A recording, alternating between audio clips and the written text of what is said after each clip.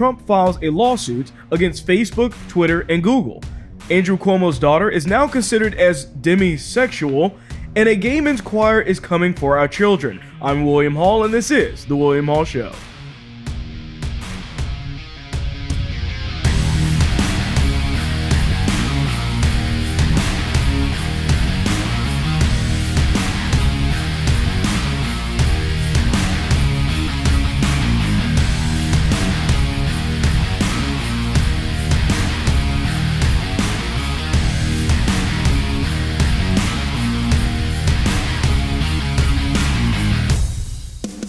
Alright, welcome back to the show. So Trump just announced on Wednesday that he is filing a lawsuit against Facebook, Twitter, and Google, and their CEOs as well. What is the significance behind all of this? What is really going on with his lawsuit? Now, I'm going to explain a little bit about what's going on with this one, as well as what the prospects are from this. Is there really going to be any real result from this lawsuit? And I'll talk about that in a second. So, starting off into this, like I said, he's suing all of these different companies, these social media networks. Why is this really taking place? This is taking place because of the censorship. It's because of what took place when they all decided to ban Trump within the course of about 2 days. When Twitter did it, Facebook did it, Google did it, everywhere you looked, every social media network, all of the search sites started deranking either Trump's social media networks, his campaign sites, his campaign pages. Everything was getting removed or censored in some way. So Trump said in a statement here that we're demanding an end to the shadow banning, a stop to the silencing, and a stop to the blacklisting, banishing, and canceling that you know so well. And we all do know it because many conservatives, except the protected elites, have been in some way basically banned in some situation, or at least suppressed or censored or something like that. So the lawsuit's filed in the Southern District of Florida, and it argues that big tech giants violated Trump's First Amendment rights when they suspended his social media accounts. In addition, they claim that many such platforms should be considered as state actors, which I'll be getting into a little bit later, who should be limited by First Amendment restrictions on government limitations of free speech. Finally, the lawsuit looks to strike down Section 230 of the Communications Decency Act, as well as seeking unspecified punitive damages as well. So here's the real problem here. I'm not sure if this lawsuit will actually go anywhere. I'm glad that he filed it, and I think it needed to be filed, and I think it's a good idea. I mean, the more chances we try, the more times we try, the better the situation is. However, this isn't exactly a new lawsuit if you think about it, because Laura Loomer, about 3 years ago now, really kind of more so 2 years ago, actually already filed the exact same kind of lawsuit already, okay? And I covered that as well in a separate video. But she actually tried to do this already, and there was a problem where they basically said, it went all the way up to the Supreme Court, and they kind of deemed it as, hey, look, we're not going to decide on it right now, but we realize the importance of something like this needing to be decided. So the Supreme Court realizes it. I think a lot of other politicians realize this. Where is it going to go? I'm not sure. Now, I think Trump may have a little bit more leeway with a little bit more power in this lawsuit, maybe some more lawyers and talent behind it to actually push this type of a lawsuit, but time will simply have to tell. Now, the thing is that we have to look at is why this isn't, or at least on what basis they would look at this and say, this isn't exactly the best kind of lawsuit. So first, courts have repeatedly rejected the claim that social media censorship of any form violates the First Amendment. The basic reason for this is the big tech giants are private entities and not government actors. What Trump is trying to do, in other words, what we're talking about is the First Amendment here, does not specifically apply to every single thing you do on a daily basis. It's specifically talking about the government. Because Facebook and all of these other companies are considered as private companies, at least in a general sense, they aren't liable for what they basically took off the platform. That's the way that they try to use it anyways, right? And of course, they'll also use Section 230 to kind of not have any liability for other statements or things that take place on their platform. It's very similar to how Facebook was avoiding the whole sex trafficking issue before because they were like, oh, well, Section 230, it's not our fault what they're doing. That's kind of what was going on. Now, the important detail is that Trump's lawsuit makes the claim that Facebook and other companies are state actors. And what he's talking about is basically saying that they are acting on behalf of a government body, okay? So we're talking specifically about the government body of the Democrats. Joe Biden in the White House, all the Democrats, everybody is all complicit in the behavior of these social media networks. They're all based in the most liberal state, California, all in Silicon Valley there. And they are literally doing the Democrats' bidding. When the Democrats say something needs to be banned or someone needs to be taken off, they listen to them. It's not that Facebook is making their own decisions oftentimes. It very much so looks like they're waiting for the go-ahead of certain Democrat politicians before they choose to do things. And they wanted to ban Trump so bad. Trust me, they were looking for any excuse that they possibly could to ban him in the first place. So we'll have to see what happens with this lawsuit. I'm going to definitely be keeping track of it. It's going to be a long process, but it is an important one because what we're talking about is censorship on these social media platforms. And we're specifically talking about these social media platforms transcending up to being a government or state actor. And that's really what this is going to come down to. That's really the case to prove here. If this lawsuit can show proof and prove it to the courts, and the courts go with that Facebook is now operating in tandem with the Democrat Party, then all of a sudden, yes, then they have a case in their hands. So that's really what this case hinges on. We'll see where it goes. Other ones, similar ones have been filed before, but only time will tell. So a teachers union president recently said and made the statement that people that were against CRT were really trying to just keep them from teaching history and discussing racism. That's basically what they're saying. Now, that is a false claim. I think they know that already. We definitely know it because we know what the argument is actually being made here towards, or at least against, CRT. So this is from Randy Weingarten, which is the president of the American Federation of Teachers, or AFT. On Sunday, shared an article from the Washington Post that also falsely stated that opponents, or what opponents of CRT wanted. So while captioning the article, Weingarten wrote, "Incredibly important piece from Kimberly Crenshaw about why these bans on teaching history and discussing racism in the classroom are so dangerous. Our students deserve to have the freedom to learn and discuss this in school." Once again, what they're saying about this is a lie. That's not what people that are opposed to CRT are saying. It's entirely actually the opposite of that, to be honest with you, but they don't understand what's going on. They're trying to basically dumb it down in a way that makes it seem as if, oh, they just don't want people to know history. They just don't want people to know racism exists. That's it, right?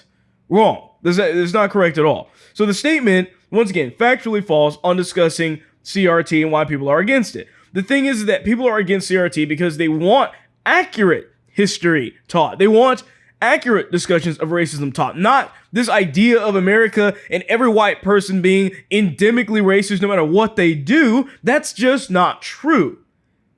It's a blatant lie. So the thing is that we're fighting for the schools to simply teach correct history. That's it. It's very simple. Not the rewritten woke history that a lot of the liberals are trying to push on our students right now. What we want is accuracy. What we want are facts. And if you were a child a long time ago, I'm assuming most of you listening probably were, including myself, then you know that this stuff wasn't being taught like this in our schools. It wasn't. It wasn't a part of the curriculum to go through all of this stuff about how white people are evil. It's really crazy what's going on right now. So the thing is that it's against students being taught that America is systemically racist. That's what's going on. That's what being against CRT is. And the fact is that you have CRT teaching these kids that, oh, it's these white people that are oppressing black people. And that's, once again, just another lie that they like to push on all of the students. What you're doing is you are objecting these students to be singled out based on their race and other identities. In other words, everything that they're teaching is to make them racist. That's really what's going on. They're being taught to be racist. Because if you tell a classroom, a fairly diverse classroom, that white people are evil, how are you not literally just pitting them against white people? Oh, well, they don't think black people can be racist. Okay, that doesn't make sense. That's literally against the definition of the word. But of course, they don't care about that. Now, Crenshaw, in this other portion of what she was saying in here, is saying that she doesn't point to a single bill, by the way, introduced by CRT opponents that bans the discussion of race, or where they're against the teaching of history. They can't and don't bring any of this up because there isn't anything. There's no law that's trying to get rid of this. or just accurate history or accurate discussions of racism. There's no law or bill or anything or any advocate saying that that shouldn't be discussed. So they're trying to misrepresent the argument. So watch out for that. Watch out for that, because the left, oftentimes when they realize that something isn't very palatable, oftentimes tends to just find a different way to discuss it. Change the name of it. Trust me, they're trying to get as far away from CRT as possible. They're trying to call it something else now so that parents can't look it up. They'll just say, oh, it's equity teachings or training, to try and make it seem like it's fine. It's CRT. It's just packaged with a different name. That's all it is. So this father actually becomes very aware of this in this viral video where he slams CRT, but does it in a very classic and, I guess, really a classy and kind of just well-mannered way. My name is Ian Rice. I've got 2 children here at the Caledonia School District. It's very apparent here by all of the parents that have spoken that this board and the school district is failing. More importantly, I came here to talk about critical race theory. This theory was never meant to be brought into grade schools, high schools, at all. It's actually taught in the collegiate atmosphere, and more importantly, the legal portion of the collegiate atmosphere, to see different laws through the lens of race, from an ethics and an ethical standpoint, right? Not for grade schools and high schoolers. The problem with bringing it to high school and grade school level is that we don't have the educators to properly teach these kids. Instead, they're using it as their own agenda to indoctrinate the kids to hate each other. And whether you believe that to be true or not, the reality is that's what's happening. Critical race theory is teaching that white people are bad. That's not true. That would teach my daughter that her mother is evil. You already have an educator within your staff that has pulled my daughter aside and said, well, you're a minority, so you know better than to engage in certain things. Wow. Whoa. When I was brought to the school's attention, nothing happened to the educator. Instead, my daughter was brought in, and she was ridiculed. So my question is now, with critical race theory being brought in, what is your criteria to educate the educators? And who are you to educate my children, or any of our children, in life issues? That's our job. Yes. Your job is to teach them math and science. Our job is to teach them about life. I believe racial issues and tensions across the U.S. are nowhere near what they used to be decades ago. Do we have a long way to go? Sure. Do we still have individuals out there that need to be taught? Absolutely. But I believe the people here don't look at me as a black man. They look at me as a man standing in front of you addressing an issue that we all are very passionate about. That's right.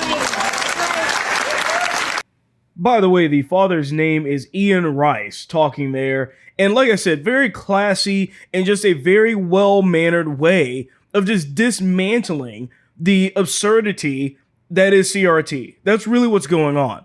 And I love what he was talking about there, where he was saying, look, I can't teach this, or you can't teach these things to our children. This would literally teach my daughter to hate her mother, right?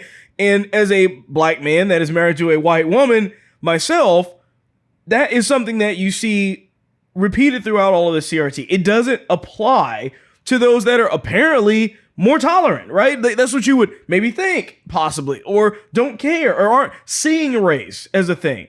They want you to see race. And this is why I would never have any of my future kids in a situation to be taught this kind of stuff. It's absolutely ridiculous. It's not going to happen. You have to draw the line somewhere. You really do.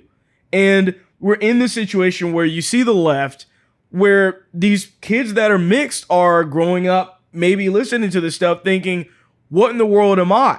Black, white, this or the other. But the left is so busy trying to pit white against black and all the races and separate and segregate everybody up. They're so busy trying to do that the kids that were maybe born out of a tolerant or a more tolerant, or whatever you want to call it, just a mixed race family or whatever, are unable to fit into the narrative because the Democrats just they don't care about them. They get left, and then they are the ones confused, trying to figure out what they should be doing. It's absolutely crazy to me that this is what's going on right now. And I think this guy really made a really nice case about that, because you really have to pay attention to this stuff. You really do. It's sad that they're teaching this to their daughter, and I'm sure many other parents will probably be a lot more upset about what they're teaching to their daughter as well. But this guy handles it very well and just dismantles all of the just stupidity that comes along with CRT and all of his teachings. Just really rude the way that teacher was talking to their daughter as well. I mean, I couldn't believe having to deal with that type of a situation. It really is just sad to see that. But once again, these parents are waking up to this. They really are. We're seeing this more and more. I've covered it so much on this show, where it seems like several weeks or several times a week, you see more and more parents that are becoming aware of these things that are happening to their children. You really are. And so as a result of this, because these parents are waking up, these parents are noticing what's happening in the schools and fighting back against it, now you actually have the nation's largest teachers union. They scrub all talks and evidence about CRT off of their site. This is recent, okay? So this union, by the way, works for more than 14,000 school districts across the United States. So this is no small fish. This isn't a isolated district or anything like that. This is a massive teachers union. And so over July 4th weekend, the National Education Association, the NEA, held its annual representative assembly. The union passed an agenda item that pledged to share and publicize information already available on CRT, what it is and what it is not. Of course, they will probably misrepresent exactly what that is, but following negative press coverage of the resolution from primarily right-of-center news outlets, Jessica Anderson, the executive director of Heritage Action, uncovered that the NEA removed the agenda item from its website. So they got caught. That's what happened. And then they, of course, had to scrub the evidence of it because they're embarrassed about it. My thing is that for these people being the same ones that advocate for Pride Month and being so proud of everything they do, I was born this way and we're Democrats, we're outspoken and we're willing to fight people over what we believe. Okay. But then the second that their stuff gets exposed, it's gone. They try to hide it all of a sudden. They're changing the names. The left does this all the time. They've been doing this for many years. It's the same thing actually that Disney did very recently when they got called out for teaching critical race theory. In their employee documents. What did they do? Within a week, it was gone. Now, they're probably still teaching it, but the material is gone off of where the employees would be able to see it. It's obvious that these companies are very aware of this. They don't want this stuff to get out. They don't want people to know that this is what they're teaching their students. They don't want people to know what's going on. Because the second that the backlash is there, they're like, oh, okay, we may even need to back off of this. But the thing is that these systems with parents and other things like this keep these people in check. We have to keep these people in check. If for any reason we're just saying, you know what, forget it, not a big deal. Let's just that's that school district in that crazy liberal state. Just leave it there. It's going to spread. It will. It never will stop spreading because eventually it's going to get to where it comes to your hometown, to your city, to your school. And it's being taught to your children, and then you're wondering what happened along the way. Well, it started a long time ago, and not enough people pushed back against it then, and as a result, it has kind of seeped into every single institution, from colleges to elementary schools to kindergarten even, in many cases. That's what's scary to me, is what's next? What's next on the docket for this? Parents deserve the right to know exactly what is going on in these classrooms. And I have a little bit of a surprise at the end with a TikTok kind of video in a classroom explaining why parents need to be aware of what's going on in the classrooms. They really do. It's imperative that they know what's going on. And just a quick reminder to follow me on Telegram if you do use that application there. It's much easier for me to be able to send out messages and everything like that from there. It's pretty much instant. So you can find that at t.me/William5849. Again, that's t.me/William5849. And if you're listening to this on Apple Podcasts, please remember to leave a review as well. Andrew Cuomo's daughter. This is Michaela, I believe, Kennedy Cuomo. I think that's how you pronounce her first name. So she now is coming out as demisexual. Now you might be wondering, what in the world is demisexual? Well, I'm going to break down exactly what that is, and I want you to tell me why this doesn't make any sense at all to identify as this. So, according to the just found out from me, news to me, I guess, LGBTA Wiki. Okay, so this is basically a new dictionary to define all of these terms that have obviously not have made it to the normal dictionaries that normal people use. But anyways, according to this wiki, it says, in talking about the demisexual is a sexual orientation on the asexual spectrum, defined as someone who does not experience sexual attraction until they have formed a deep emotional connection with someone. Okay, so you mean like any normal human being? I'm maybe going out on a limb here. I may be going out on a bit of a limb, but I think it's safe to say that most people that are probably watching this or listening to this would like to have a deep emotional connection with somebody, right? Okay, I think but I doubt any of you that are listening to this would identify yourself as demisexual, because that's what it says. So it goes on to say in this definition here that the connection can be romantic, platonic, or some other form of connection, but it is forming an emotional bond with someone that does not mean that the one is automatically attracted to said person, as it just means that there is now a possibility for one to feel attraction. So not just the idea of being attracted to somebody, but it opens up the door that they would be attracted to somebody. So being demisexual could just mean, well, I just need to be emotionally attached to that person first, and then I can be attracted to them. That's basically what's going on. Which, like I said, is anybody that takes relationships even remotely seriously. Which is kind of weird, because none of us, like I said, identify as demisexual. So the thing is that what they're talking about here is this development of an emotional connection with somebody. Now, they're saying that it could, like I said, it could be romantic, platonic, or some other form of a connection. But the thing is that when you have to form that emotional connection first, is what they're getting at. Now, why this doesn't make any sense is that it's actually equivalent to what would be considered as a tautological statement. Because it's like saying the brown fox is brown. It's always true with the emotional connection, right? Because what they're saying, if you're actually like looking at it this way, that I kind of broke down here, is that it's true in every sense. It's the idea that you have to have an emotional connection with somebody to have an emotional connection with somebody. Do you see what's going on here? That's the problem with this whole demisexual thing. It doesn't make sense. Because the emotional connection with somebody is kind of the end result, right? That there's some attraction with the emotional connection. But it's like, but you have to have an emotional connection before you can have said emotional connection. It's like, wait, what? It's true regardless of the situation, which basically means it's a meaningless term. That's what we would deem that to be. It means nothing. So why is it defined as a sexual orientation? Why is this considered the same, if not similar, in the sense of the LGBTQ whatever plus that they keep adding to spectrum? Why is it considered as right along with lesbian, gay, bi, and all the rest of that stuff? How does it work that way? Well, it's all about being a member of a victim group. And this is where you get the real sense of what's going on here. The left wants to be victims so bad. They want to be victims so bad that they need for everybody to be a victim. It's a part of the framework. Remember how you look at these people when you see these societies this way.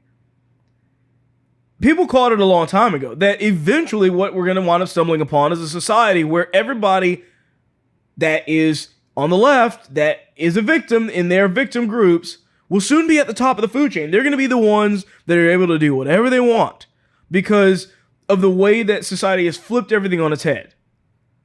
Now, everybody wants to be that victim. They don't want to be the person that doesn't have some weird classification. They want to be a victim so bad that they're willing to make up a term like demisexual that means nothing just to identify in that way, just so they can throw it in their bio with their pronouns that they also decide to make up. That's the point of society that we're in. And make no mistake, her being Andrew Cuomo's daughter obviously gives her a decent amount, by the way, of privilege. If anything, we're talking about socioeconomic privilege, right? Because she obviously has a decent amount of money. I mean, her last name alone is going to come with a bit of privilege. Just like the last name Biden came with a bit of privilege for Hunter as well. It's the same generic thing, even without the money. So what you're seeing here is kind of crazy. To me, it's just showcasing the need to be a victim in every single way possible. There's no way that they can't be a victim. They have to be. And it's leading to this society where people are running headfirst to be in some type of category that would identify them as being anything other than just a straight person. Because to the left, if you're straight, you're not special. You don't get all these privileges. You don't get to parade around at Pride Parade. You don't get to have some crazy word made up for you that you can stick in your bio and say that you identify as.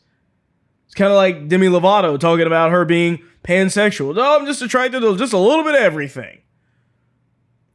Why? Because they have to actually put this into some type of word so that they can be a part of this victim status and then say, I'm being oppressed because I identify this way.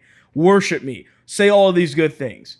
You see this repeated all the time. This is why this stuff's affecting our children, by the way. Because when the schools start doing this, they start rewarding this behavior. They're telling students, hey, you get no special treatment for being straight and white, but you're going to get all of this privilege the more ticks on the box you check. And when other kids see other students with all these ticks on their boxes, they want to be a part of that too. And when they get to be a part of that, then you wonder what happened. It's because they want to be a part of the collective. They want to be in that crowd that gets all the special treatment. At that age, they don't know any better many times. So they tend to fall in with the wrong groups of people, and that's where it leads them. That's where they eventually wind up being. So when everybody's a victim, the ultimate kind of end result of this process that the Democrats and leftists are trying to enact right now, then nobody's really a victim. But really, I'm not really concerned about what she's doing and anybody else is doing. It's just very interesting when you see this direction that the left is going in, where everybody's a victim. Everybody must be classified under this category, which, like I said, eventually leads to a situation where nobody is really a victim at all. So the San Francisco Gay Men's Choir has decided that they were going to make a song talking about how they're coming for your children. A little pride will convert your children. Then we'll turn to you, giving up the fear inside is freeing like you never knew. Go and see San Francisco. Go and turn up that disco. You'll forget you were ever upset. We'll convert your children and make an ally of you yet. We'll make an ally of you yet. We'll make an ally of you yet.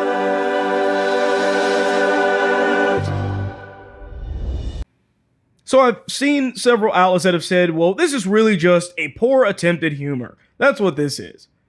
But really, is it humor, though? Is it really humor? I mean, a lot of people will say it's funny because it's true, right? That's usually kind of the statement that goes along with that. But in reality, it's really not all that far off. This is something that they're basically doing at this point. I mean, if you haven't been paying attention, you should be. When we're talking about the left grooming children, trying to get them to think along their ways with their woke ideology and politics and everything else, shouldn't come as any surprise that they would actually be coming for our literal children. As much as they may want to pass this off as a joke, I don't think it's a joke at all. Look at Drag Queen Story Hour. That's a big one. That's one of the ones where they bring the drag queens in to read children's books to these kids. Why? Couldn't bring in a professional, couldn't bring in somebody that actually has a life to live up to. Nope, they're going to bring in a man that dresses up as a charade of a woman, because that apparently makes sense to them. The children's shows, by the way, Blue's Clues, so many others that I've covered on this show as well, where they are openly just showing this on Nickelodeon, showing this on these different channels. They are absolutely coming for your children. Pride Month was filled to the brim with all of these different types of shows and whatnot going into kids' programs or different shows that had to bring it up for whatever reason. I'm old enough to remember when the gay people years ago said, we just want to get married. Remember that? Well, it's not hurting you at all. We just want to be able to have the right to some government benefits. A lot of conservatives caved on that one. Now we're seeing the effects of it. Then they start trying to force you to bake a cake. Then they start telling you that you need to teach your kids something this way. Then they start with the trans stuff. Now we're experiencing the mile. We gave them an inch. Now we're experiencing the mile right now. That's what's going on. The thing is that, you think about the argument of the LGBTQ community, and they always say, well, we were born this way. But the fact is that this thing is actually kind of saying something otherwise. It's saying, well, we can just turn your kids gay. We can turn them into us. Bring them our way. We'll make sure they're gay. Or is that argument changed now? Who knows? I guess whatever it is that they need to do to push the narrative. And by the way, this is the exact same choir that was singing a song telling you to get the vaccine. Vaccinate, vaccinate, make an appointment. Vaccinate, vaccinate, make an appointment. Vaccinate, vaccinate, gets rid of COVID. Vaccinate, vaccinate, gets rid of COVID. Shut the arm, doesn't hurt at all. Gotta make time to go. Gotta make time to go.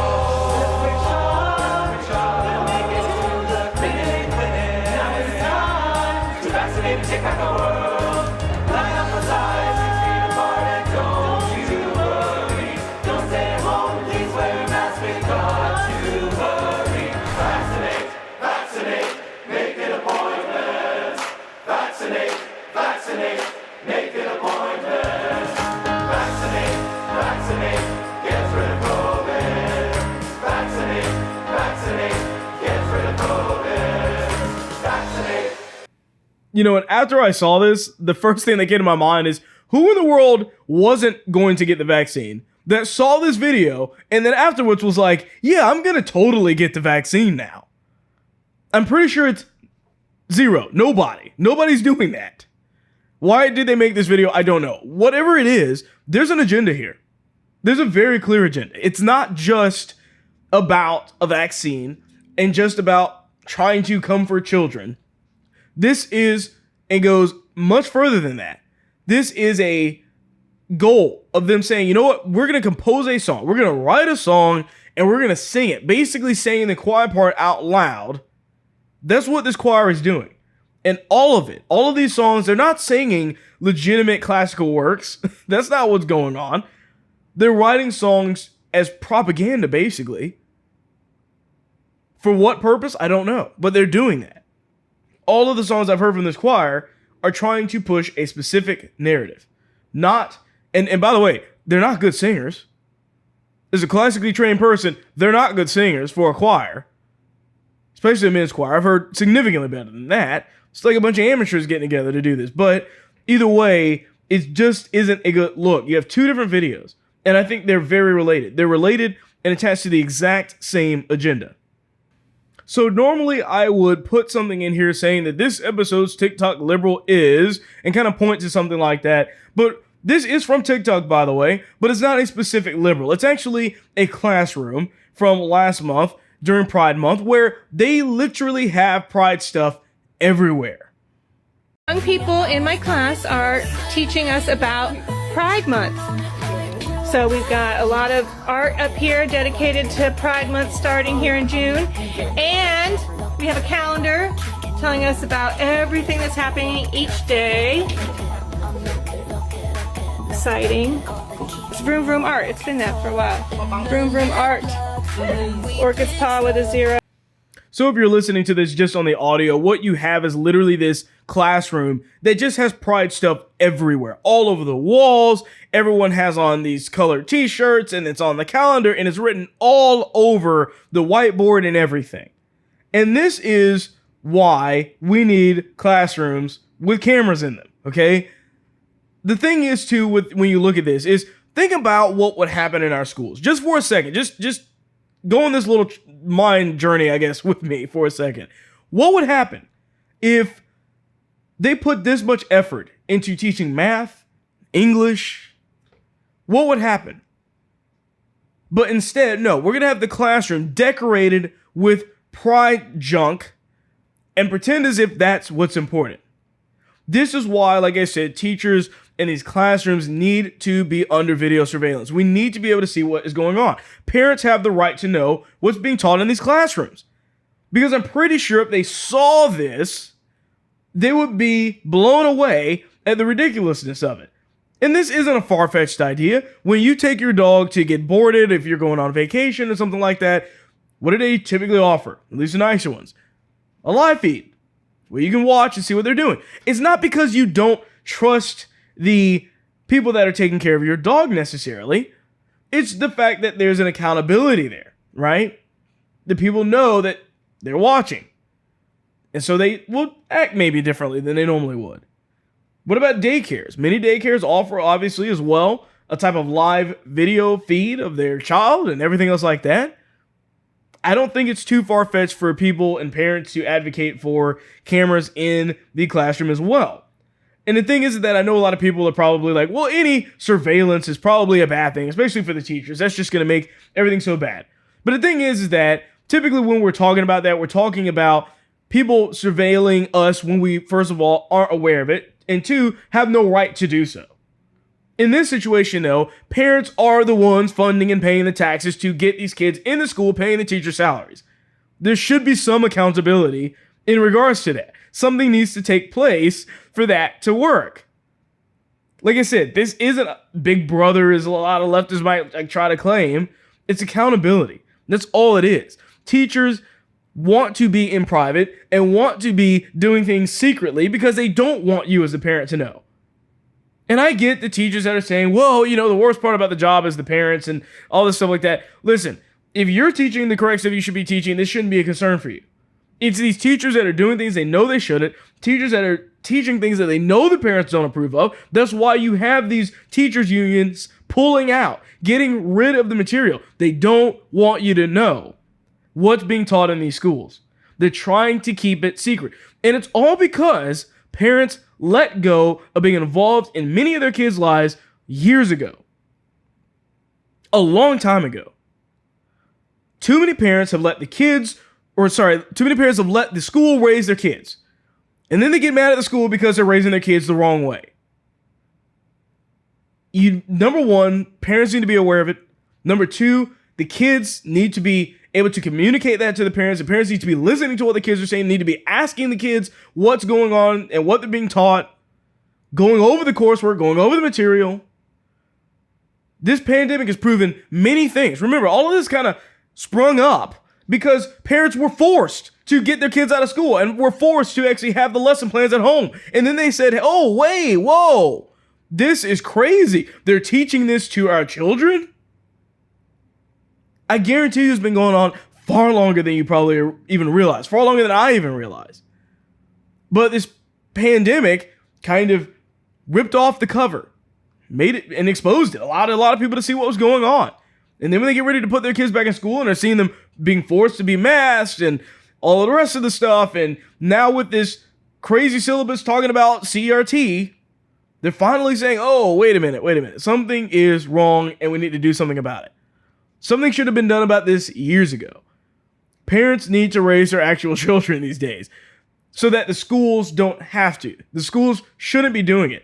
But as a supplement for that, as a replacement for that, the parents need to step up. Not only in teaching their students and their children, but also in vocalizing exactly what's happening and what they're opposed to with these lessons that they're teaching the students. Once again, it's not just California, it's not just New York, it's not just the Democrat-run states, it's all over the place.